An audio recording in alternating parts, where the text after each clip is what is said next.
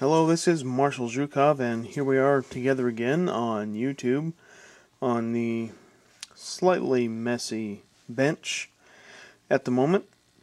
However, before us, we have a couple very neat examples of some very fine vintage firearms, if you will. Sidearms, I suppose.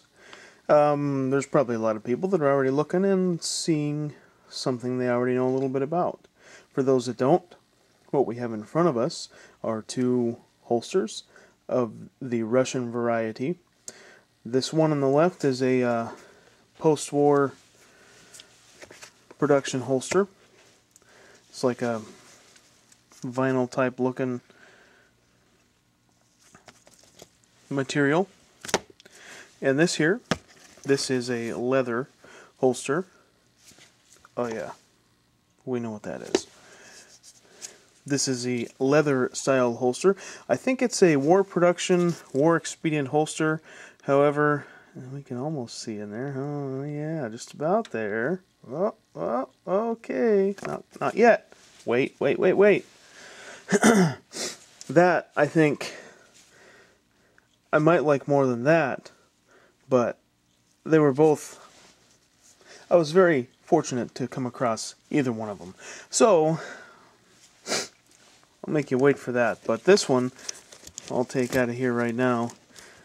Maybe one-handed. I might be able to. There it is. So, Nagant revolver. Looks like it's been there and done that. I don't go for the standard, or not standard I guess, but the very common refurbed imports that are coming into the country now, and the last few years prices have gone up on them a little bit.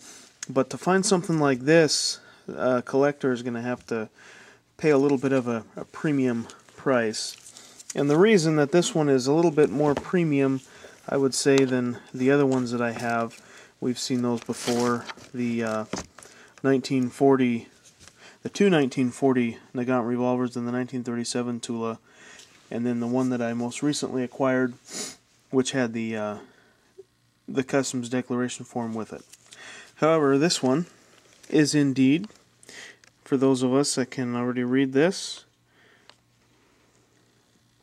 this is Imperial Russian 1908 Tula. Basically translated as the Imperial Tula Weapons or Ordnance Factory, basically, is what that will translate down to. Now I have had it taken apart, and what I'll do is I guess I'll toss in the pictures of this, still pictures that I took of this, and a couple neat ones that a buddy of mine edited and is teaching me how to edit some photos like that. But anyways, the frame looks like it's basically matching itself. The serial number here on the frame matches the serial number here on this trigger guard piece, and the side plate is stamped on the inside matching these two numbers as well. Now, this is not an import marked Nagant revolver, and where or when this may have happened, I don't know, but it does have some updated parts, and maybe some people have already noticed.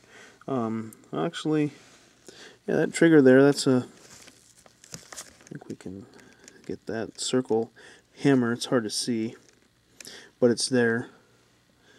Looks like another circle hammer back here on the hammer. The cylinder, however, is not stamped matching for this pistol. It's been replaced, and we've got a Tula star here near the muzzle. I do believe this is a correct front sight for the Imperial pistol, and we can see here, I think we can make it out right there, the Tula hammer on our rod.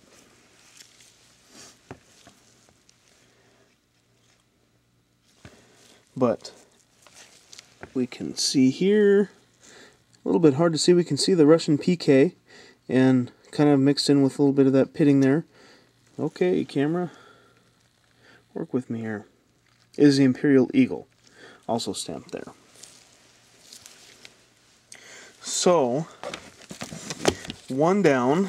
Very fortunate to come across this excellent piece of history.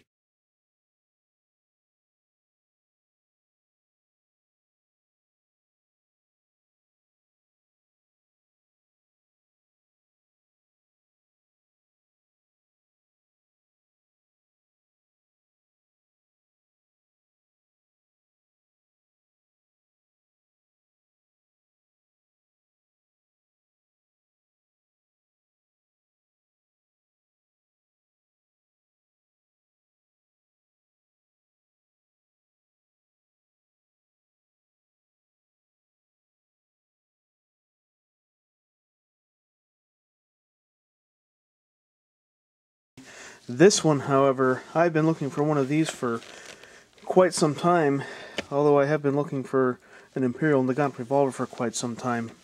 But this one, oh yeah, there it is. We can see here. This is a very interesting piece. I'll also put the pictures in of this as well. This is a 1940 Russian production at the Tula arsenal. The TT33 Tokarev, I guess would be the anglicized version. I think the Russians would say it Tokarov. Something like that. I did study some Russian, but we didn't ever talk about Russian firearms, so unfortunately. But everything seems to be matching on here except the magazine, which I don't know. It'd be nice if it was, but it's not. So you know, what can you do? However, the most important thing to me is it's not import marked. This very interesting mark here, 763.R. The Germans produced their 763 caliber that was basically equivalent to the 762 by 25 that the Tokarev shoots.